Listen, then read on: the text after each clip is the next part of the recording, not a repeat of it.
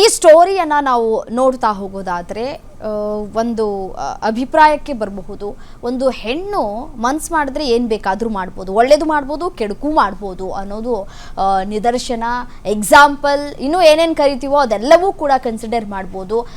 ಆಕೆ ಮನ್ಸು ಮಾಡಿದಿದ್ರೆ ಇದೇನೇನೂ ಅಲ್ಲ, ಆತನಿಗೂ ನನಗೂ ಏನೇನೂ ಅಲ್ಲ, ಆತ ಹೆದರಿಸಿರಬಹುದು, ಬೆದರಿಸಿರಬಹುದು, ಅಥವಾ ಮತ್ತೊಂದು ಮಗದೊಂದು ಆಗಿರ್ಬೋದು, ಅವರಿಬ್ಬರ ಮಧ್ಯೆ ಏನೇ ಕಾನ್ವರ್ಸೇಷನ್ ಆಗಿರಬಹುದು, ಮೆಸೇಜ್ ಆಗಿರ್ಬೋದು, ಕಾಲ್ ಆದರೂ ಆಗಿರ್ಬೋದು, ವಿಡಿಯೋ ಕಾಲ್ ಆದರೂ ಆಗಿರ್ಬೋದು, ಏನೇ ಕಾನ್ವರ್ಸೇಷನ್ಸ್ ಇದ್ರೂ ಕೂಡ ಗಂಡನ ಜೊತೆ ಶೇರ್ ಮಾಡಬಹುದಾಗಿತ್ತು. ನಾವು ಈ ರೀತಿಯಾಗಿ ಮಾತಾಡಿದ್ವಿ, ಏನೋ ಗೊತ್ತಿರಲಿಲ್ಲ, ಈ ಥರ ತಪ್ಪಾಗೋಯ್ತು, ಕ್ಷಮಿಸ್ಬಿಡಿ, ಆತ ನನಗೆ ಬೆದರಿಕೆ ಹಾಕ್ತಾ ಇದ್ದಾನೆ, ನಾನು ಸೂಸೈಡ್ ಮಾಡ್ಕೊಳ್ತೀನಿ ಅಂತ ಹೇಳ್ತಾ ಇದ್ದಾನೆ, ಏನು ಮಾಡಬೇಕು ಅಂತ ಗೊತ್ತಾಗ್ತಾ ಇಲ್ಲ, ದಯವಿಟ್ಟು ಕ್ಷಮಿಸ್ಬಿಡಿ. ಅದು ಓಕೆ, ಗಂಡನ ಹತ್ರ ಹೇಳಿದಿದ್ರೆ ಆತ ಬೇರೆ ಥರನೇ ರಿಯಾಕ್ಟ್ ಮಾಡಬಹುದು, ಮತ್ತೊಂದು ಮಗದೊಂದು ಹೊಡಿತಾನೆ ಬಡಿತಾನೆ ಅಂತ ಆಗಿದ್ದಿದ್ರೆ ಅವ್ರ ಹತ್ರ ಹೇಳ್ಕೊಳ್ಳೋದಕ್ಕೆ ಸಾಧ್ಯ ಆಗಿಲ್ಲ ಅಂತಂದಿದ್ರೆ ಅವರ ಕುಟುಂಬಸ್ಥರು ಕೂಡ ತುಂಬ ಚೆನ್ನಾಗಿದ್ದಾರೆ ಅಂತ ಕೂಡ ಹೇಳ್ತಾ ಇದ್ದಾರೆ.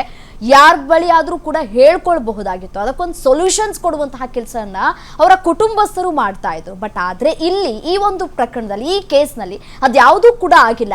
ಆಕೆ ಒಮ್ಮೆ ಮನ್ಸು ಮಾಡಿದಿದ್ರೆ ಈಗ ನಾವೇನು ಸ್ಟೋರಿ ಮಾಡ್ತಾ ಇದ್ದೀವಲ್ಲ, ಅದು ಕೂಡ ಯಾವುದು ಕೂಡ ಆಗ್ತಾ ಇರಲಿಲ್ಲ. ಕ್ಷಮಿಸಿ ಆಯ್ತಮ್ಮ, ಬುದ್ಧಿವಾದ ಹೇಳ್ಕೊಂಡು ನನ್ನ ಮಗಳು ಅಂತ ಹೇಳಿ ಕ್ಷಮಿಸ್ಕೊಂಡು ಜೀವನ ಮಾಡ್ತಾ ಇದ್ರು ಅಂತ ಕಾಣಿಸುತ್ತೆ. ಏನು ಹೇಳ್ತೀರಿ ಅಮ್ಮ? ಸೊ ನಾನು ಹೇಳಿದ ಹಾಗೆ ಅಮ್ಮ ಈ ಥರ ಆಗ್ಬಿಟ್ಟಿದೆ, ಏನೋ ತಪ್ಪು ಮಾಡಿಬಿಟ್ಟಿದ್ದೀನಿ, ಮಣ್ಣು ತಿನ್ನೋ ಕೆಲಸ ಮಾಡಿಬಿಟ್ಟಿದ್ದೀನಿ, ಕ್ಷಮಿಸ್ಬಿಡಿ ಅಮ್ಮ, ಇದೊಂದು ಸಲ ಕ್ಷಮಿಸ್ಬಿಡಿ, ಆಯಿತು ಈ ಹಿಂದೆ ಆಗಿತ್ತು, ಕ್ಷಮಿಸಿದಿರಿ, ಆಗ ಹೆಂಗೋ ಜೀವನ ಮಾಡ್ಕೊಂಡು ಹೋಗಿದ್ದೀನಿ, ಮಗು ಮಕ್ಕ ನೋಡಿ ಕ್ಷಮಿಸ್ಬಿಡಿ, ತಪ್ಪಾಗ್ಬಿಟ್ಟಿದೆ, ಇನ್ನೊಂದ್ಸಲ ಇದು ಮಾಡಲ್ಲ, ಅವನು ನನಗೆ ಬೆದರಿಕೆ ಹಾಕ್ತಾ ಇದ್ದಾನೆ, ಏನು ಮಾಡಬೇಕು ಅಂತ ಗೊತ್ತಾಗ್ತಾ ಇಲ್ಲ ಅಮ್ಮ, ಸೊ ಕ್ಷಮಿಸ್ಬಿಡಿ ಅಂತ ಅಂದಿದ್ರೆ ನೀವೆಲ್ಲ ಕುಟುಂಬಸ್ಥರು ಸೇರಿಕೊಂಡು ಒಂದು ನ್ಯಾಯ ಪಂಚಾಯಿತಿ ಮಾಡಿ ಆಗಿದ್ದಾಯ್ತು ಹೋಗಿದ್ದೋಯ್ತಮ್ಮ ಜೀವನ ಮಾಡ್ಕೊಂಡು ಹೋಗಿ ಅಂತ ಹೇಳ್ತಾ ಇದ್ವಿ ಮೇಡಮ್. ಖಂಡಿತ ಹೇಳ್ತಾ ಇದ್ವಿ. ಯಾಕೆ ಹೇಳ್ತಾ ಇದ್ವಿ ಅಂದ್ರೆ ಅವಳು ನಿಜ ಒಪ್ಕೊಂಡಿದ್ಲ, ನಾವು ನಿಜವಾಗ್ಲೂ ಅವ್ನು ಕ್ಷಮಿಸ್ತಿದ್ವಿ, ನಿಜವಾಗ್ಲೂ ನಮ್ಮ ಮನೇಲೆ ನಾವು ಇಟ್ಕೊಂತ ಇದ್ವಿ. ಅಂದ್ರೆ ಗಂಡನ್ ಗೊತ್ತಾಗದೇ ಇರೋ ರೀತಿ ನೀವು ಮ್ಯಾನೇಜ್ ಮಾಡಿರ್ಲಿಲ್ಲ ಅಂದಿದ್ರೆ ನಮ್ಗೆಲ್ಲ ಸಿಕ್ಕಿಲ್ಲ ಕರ್ಕೊಂತ ಇದ್ವಿ. 3 ತಿಂಗಳು ಟೈಮ್ ಇತ್ತು. ಇನ್ನು 3 ತಿಂಗಳು ಟೈಮ್ ಒಳಗಡೆ ಏನೇ ಮಾಡ್ಕೊಂಡ್ ಬಂದಿದ್ರು ನಾವು ಕರ್ಕೊಂಡು ಹೋಗ್ತಿದ್ವಿ. ಚೆನ್ನಾಗಿರ್ರಿ, ಗಂಡ ಹೆಂಡತಿ ಮಗು ಚೆನ್ನಾಗಿರ್ರಿ ಹೇಳಿದ್ವಿ, ತೀರ್ಮಾನ ಮಾಡ್ಬಿಟ್ಟು ಮನೆಗೆ ಸೇರಿಸ್ಬಿಟ್ಟು ನಾವೇ ಹೋಗ್ತಾ ಇದ್ವಿ. ನಾವೇ ಹೇಳಿದ್ವಿ ಅದು ಸ್ಟೇಷನ್ಗೂ ನಾವು ಅದನ್ನೇ ಹೇಳಿದ್ವಿ. ಆ ತರ ಹೇಳ್ಬಿಟ್ಟು ಬಂದು ಆ ವೆಂಕಟೇಶ್ ಸಾರು ಹೇಳಿದ್ರು, ಇದೇ ತರ 3 ತಿಂಗಳು ಟೈಮ್ ಕೊಡೋಣಪ್ಪ ಇವ್ರಿಗೆ, 3 ತಿಂಗಳು ಒಳಗಡೆ ಇವ್ರು ಯಾವ ತರ ಡಿಫ್ರೆನ್ಸ್ ಆಗಿ ಇರ್ತಾರೆ, ಆ ಅಮ್ಮ ಡೈವರ್ಸ್ ಅನ್ನೋದು ಬಿಟ್ಬಿಡ್ತದ, ಇಲ್ಲ ಗಂಡನ ಜೊತೆನೇ ಇರ್ತೀನಿ ಅಂತದ ನೋಡ್ಬಿಟ್ಟು ಆಮೇಲೆ ಮುಂದಿನ ಇದು ನಾವು ಕ್ರಮ ಕೈಗೊಳ್ಳೋಣ ಅಂತ ಅವ್ರು ಹೇಳಿದ್ರು. ಆ ಹೇಳಿದ್ದು ಇವತ್ತು ಹೇಳಿದ್ರು 24ನೇ ತಾರೀಕು, 25ನೇ ತಾರೀಕು ಅವಾಗ ಇವ್ರಿಗೆ ಫೋನ್ ಬಂತು, ಹೆಂಡತಿ ಕಡೆಯಿಂದನೇ ಫೋನ್ ಮಾಡಿಸಿ ಅವನು ಸಂತೋಷನನ್ನು ಫೋನ್ ಮಾಡಿ ಇವನಿಗೆ ಬೆದರಿಕೆ ಹಾಕವನೆ.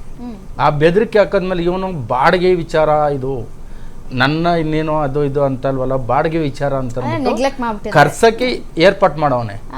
ಈ ವಿಚಿತ್ರ ಇಷ್ಟೇ ಮೇಡಮ್ ನಡೆದಿರೋದು ಇದು. ಅವನು ಫೋನ್ ಮಾಡಿ ಈತನ ಕರ್ಸ್ಕೊಳಕ್, ರಮೇಶನ್ನ ಕರ್ಸ್ಕೊಳಕ್ ಮಾಡವನೆ.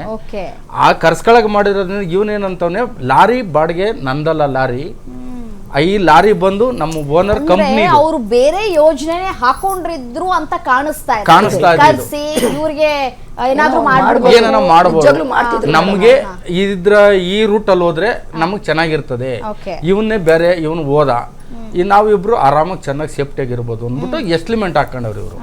ಆ ಎಸ್ಲಿಮೆಂಟ್ ಹಾಕೊಂಡಿರೋದಕ್ಕೆ ಪೊಲೀಸ್ ಸ್ಟೇಷನ್ ಸಾಹೇಬ್ರು ಏನ್ ಹೇಳಿದ್ರು, ಇದನ್ನ 3 ತಿಂಗಳು ನೋಡೋಣ ಅಂತ ಹೇಳಿದ್ರು. 3 ತಿಂಗಳು ಒಳಗಡೆನೆ ಇವ್ರದ್ದು ಏನಾಗೋಯ್ತು, ಒಂದೇ ದಿನಕ್ಕೆ ಇದಾಗೋಯ್ತು. ಒಂದ್ ದಿನಕ್ಕೆ ನೈಟ್ ಅಲ್ಲಿ ಇವ್ರು ಮಾತಾಡ್ಕೊಂಡವ್ರೆ. ಸರಿ ಸರ್, ಇಷ್ಟೊತ್ತವರೆಗೂ ನಾವು ಮಾತನಾಡಿದೀವಿ.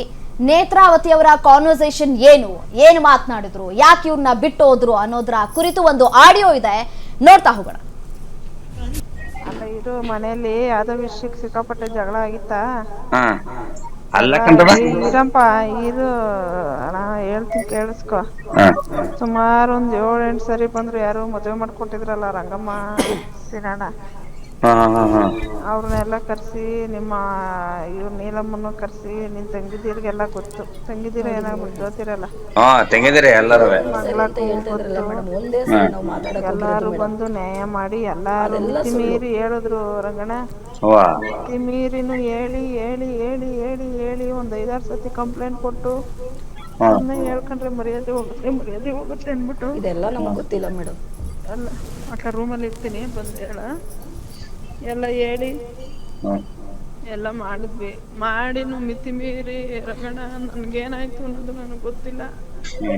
ನಾನೇನು ಮಾಡ್ಕೊಂಡೆ ಅನ್ನೋದು ನನಗೆ ಇವಾಗಲೂ ಗೊತ್ತಾಗ್ತಿಲ್ಲ ನಾನೇನು ಮಾಡ್ಕೊಂಡೆ ಅಂತ. ಮಿತಿ ಮೀರಿ ಹೇಳ್ದೆ ಕಾಲು ಕೈಯೆಲ್ಲ ಹಿಡ್ಕೊಂಡೆ ಬೇಡ ಕಣಪ್ಪ ಇವೆಲ್ಲ ನೋಡು ಇವೆಲ್ಲ ಮಾಡ್ಬೇಡ, ಮನ್ಸು ಕೆಟ್ಟೋದ್ರೆ ಮನ್ಸೇ ಕೆಟ್ಟೋತದೆ.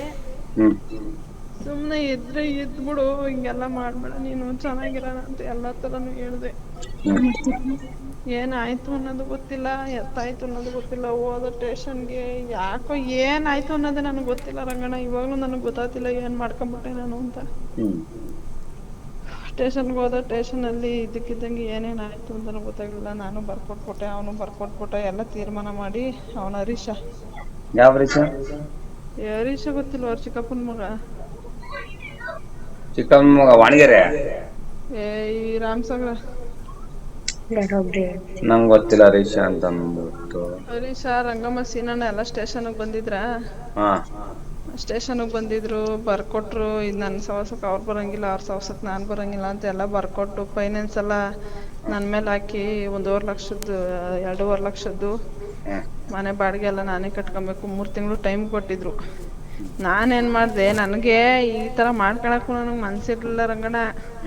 ಕೇಳಿಸ್ಕೊ, ನನ್ನ ಕಾಲಿ ಸ್ಟೇಷನಾಗ ಬರ್ರಿ, ನಾಳೆಗೆ ಬರ್ತೀನಿ, ತೆಗೆಸ್ಕೊಡು ಯಾವಂತವನ ಮಾತಾಡಿದ್ರೆ.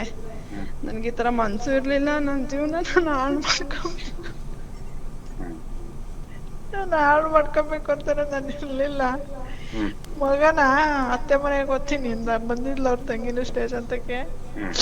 ಹಿಂಗ ನಮ್ಮ ಮನೆಗೆ ಬರ್ತಾನೆ ಅಂತ ಅಂದ್ಬಿಟ್ಟು ನಾನು ಏನಂದೆ, ಮಗ ಬತ್ತಾನೆ ಕಾಣೆ ಜೊತೆ ಒಂದು 15 ದಿವಸ ಮಾಡಿಕೋ, ರಜಾ ಐತೆ ಸ್ಕೂಲು ಅಂತಂದ್ಬಿಟ್ಟು ನಾನಂದೆ. ಎಷ್ಟೊತ್ತಿಗೆ ಜಗಳ ಎಲ್ಲ ಆಗಿ ತೀರ್ಮಾನ ಆಗಿತ್ತು. 3 ತಿಂಗಳು ಟೈಮ್ ಕೊಟ್ಟಿದ್ರು. ನಾನು ಹಂಗಂತ ಅಂದಾದ್ಮೇಲೆ ಮಾಡಿಕೊಬೇಕಲ್ವ ರಂಗಣ್ಣ. ಮಾಡಿಕೊಂಡಿದ್ರೆ ಅವ್ನು ಬಂದೇ ಬರ್ತಿದ್ದ ನಮ್ಮ ಮನೆಗೆ, ಮಗ ಬಂದವನೇ ಅಂತ. ಕರ್ಕೊಂಡೋಗು ಅಂತಂದ್ರೆ ತಗೋ ಒಬ್ರಿಗೊಬ್ರು ಮಾತಾಡ್ಬಿಟ್ರು. ನಾನು ಅವನೇ ಸಂಬಂಧ ಇಲ್ಲ ಅಂದ್ಮೇಲೆ ಮಗನ್ ಕಟ್ಕೊಂಡು ನಮ್ಗೇನು ಆಗ್ಬೇಕಾಗದೆ? ಮಗನ್ ಮಾಡಿಕೊಂಡು ನಾವೇನು ಮಾಡೋಣ? ಹಂಗೆ ಹಿಂಗೆ ಅಂತ ಅಂದ್ಬಿಟ್ಟು ಇದು ಮಾಡಿಬಿಟ್ರು.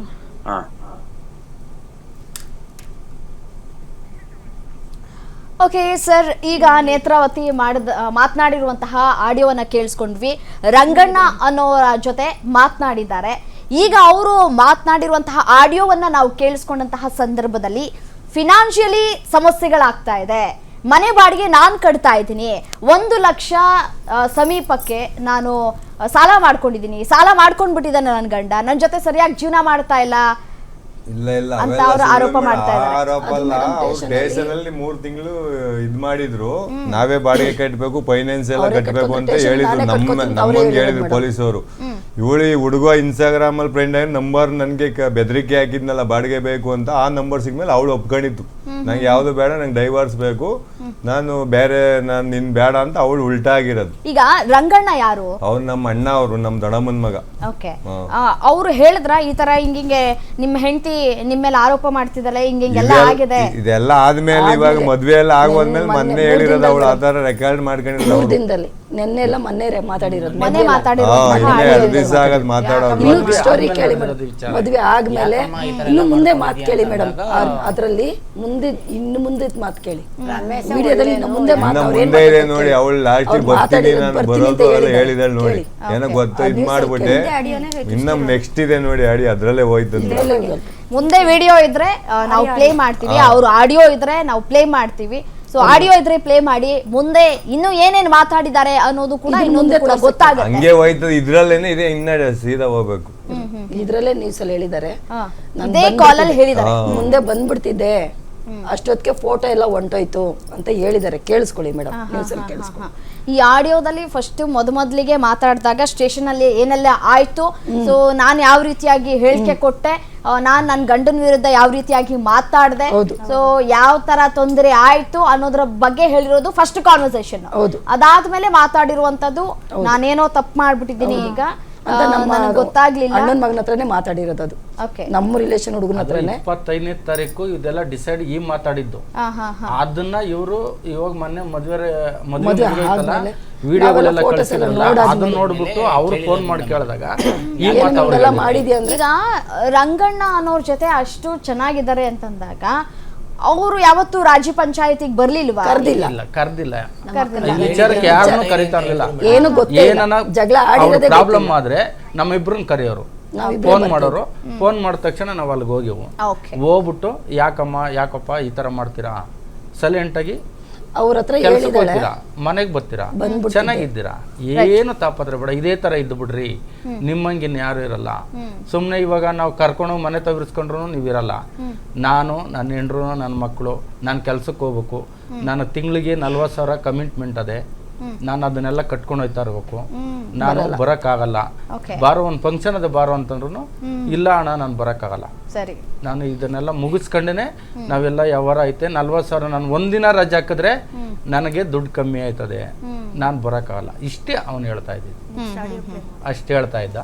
ಓಕೆ ರಮೇಶ್ ಅವರೇ, ಕೊನೆಯದಾಗಿ ನಾನು ನಿಮ್ಗೆ ಏನು ಹೇಳೋದು ಅಂತಂದ್ರೆ, ತಾಳ್ಮೆಯಿಂದ ಇರಿ, ಏನಾಗುತ್ತೆ ಅನ್ನೋದನ್ನ ಕಾದ್ ನೋಡಿ, ಆಯ್ತಾ? ಯಾವುದೇ ರೀತಿಯಾದಂತಹ ದುಡುಕು ನಿರ್ಧಾರವನ್ನ ಕೈಗೊಳ್ಳಬೇಡಿ. ಯಾಕೆಂದ್ರೆ ನಿಮ್ಮ ಕುಟುಂಬ ನಿಮ್ಮ ಜೊತೆ ಇದೆ, ನಿಮ್ಮ ಪರವಾಗಿ ನಿಂತಿದೆ. ಆಕೆ ಮಾಡಿರೋದು ತಪ್ಪು. ಯಾಕೆಂದ್ರೆ ನಿಮ್ಮ ಜೊತೆ ಡಿವೋರ್ಸ್ ಆಗಿ ಆಕೆ ಮದುವೆ ಆಗಿದ್ದಿದ್ರೆ ಇದೆಲ್ಲಿವರೆಗೂ ಬರ್ತಾನೆ ಇರಲಿಲ್ಲ. ಸೊ ಥ್ಯಾಂಕ್ ಯು, ನಮ್ಮ ಜೊತೆ ಚರ್ಚಾ ಕಾರ್ಯಕ್ರಮದಲ್ಲಿ ಭಾಗಿಯಾಗಿ ನಿಮ್ಮ ಸಮಸ್ಯೆಯನ್ನ ಹೇಳ್ಕೊಂಡಿದ್ದೀರಿ. ವೀಕ್ಷಕರೇ, ಒಂದು ಹೆಣ್ಣು ಮನ್ಸ್ ಮಾಡಿದ್ರೆ ಏನ್ ಬೇಕಾದ್ರೂ ಮಾಡಬಹುದು ಅಂತ ನಾನು ಸ್ಟಾರ್ಟಿಂಗ್ ಇಂದ ಇಲ್ಲಿವರೆಗೂ ಕೂಡ ಹೇಳ್ಕೊಳ್ತಾ ಬಂದಿದ್ದೀನಿ. ಉದಾಹರಣೆಯಾಗಿ ಈ ಹೆಣ್ಣು ಆ ರೀತಿಯಾಗಿದ್ಲು, ಈ ರೀತಿಯಾಗಿದ್ಲು, ನೋಡಿ ಬುದ್ಧಿ ಕಲಿಬೇಕು ಅಂತ ಹೇಳುವಂತಹ ಮಾತುಗಳಿದೆಯಲ್ಲ, ಅದೆಲ್ಲವೂ ಕೂಡ ಸುಳ್ಳ ಅನ್ನುವಂತಹ ಮಾತುಗಳು ಕೂಡ ಕೇಳಿ ಬರ್ತಾ ಇದೆ. ಸ್ಫೂರ್ತಿ ಆಗಬೇಕೇ ಹೊರತು ಈ ರೀತಿಯಾಗಿ ಒಬ್ಬ ಹೆಣ್ಣುಮಗಳು ಕಟ್ಕೊಂಡಂತಹ ಗಂಡನಿಗೆ ಮೋಸ ಮಾಡೋದು ಎಷ್ಟು ಸರಿ? ನೋಡೋಣ ಕಾನೂನು ರೀತಿಯಾಗಿ ಇದು ಯಾವ ರೀತಿಯಾಗಿ ಹೋರಾಟವನ್ನ ಮಾಡಲಾಗತ್ತೆ, ಕಾನೂನು ಏನು ಹೇಳುತ್ತೆ, ಇನ್ನು ಅಧಿಕಾರಿಗಳು ಏನು ಹೇಳ್ತಾರೆ, ಪೊಲೀಸ್ ಇಲಾಖೆಯ ಅಧಿಕಾರಿಗಳು ಅಂತ ಎಲ್ಲವನ್ನ ಕೂಡ ನಾವು ನಿಮಗೆ ಡೀಟೇಲ್ಸ್ ಕೊಡುವಂತಹ ಕೆಲಸ ಮಾಡ್ತೀವಿ. ಇದಾಗಿತ್ತು ಈ ಹೊತ್ತಿನ ಚರ್ಚಾ ಕಾರ್ಯಕ್ರಮ. ನೋಡ್ತಾ ಇರಿ ಗ್ಯಾರಂಟಿ ನ್ಯೂಸ್, ಸುದ್ದಿ ಖಚಿತ, ನ್ಯಾಯ ನಿಶ್ಚಿತ.